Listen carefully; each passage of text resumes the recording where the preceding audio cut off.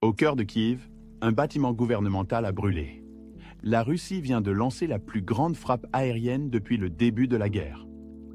Que signifie cette escalade et quelles suites envisager?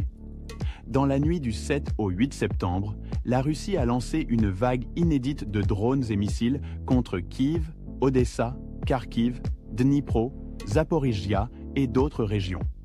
Les chiffres varient selon les sources, mais on parle de centaines de drones et d'une douzaine de missiles.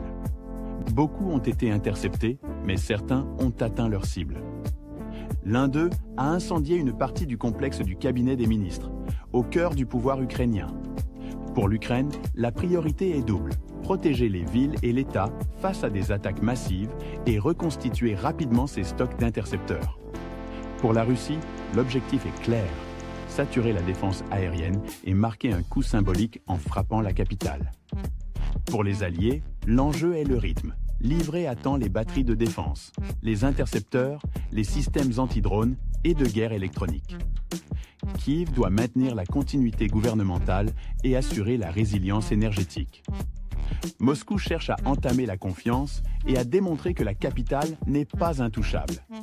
L'Europe et les États-Unis, eux, doivent prouver que, aussi longtemps qu'il faudra, signifie des moyens concrets, livrés rapidement et en quantité suffisante. Trois trajectoires se dessinent.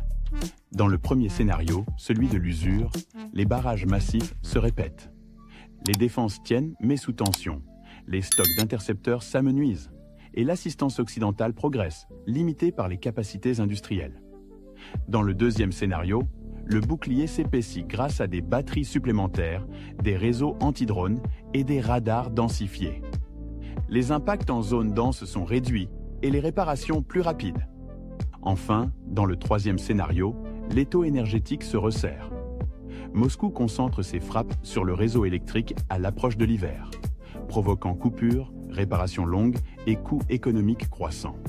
4 éléments seront à surveiller dans les semaines à venir: les chiffres consolidés sur les lancements, les interceptions et les victimes, les nouveaux déploiements de défense aérienne autour du quartier gouvernemental, la résilience du réseau énergétique, notamment avec les transformateurs, groupes mobiles et équipes de réparation.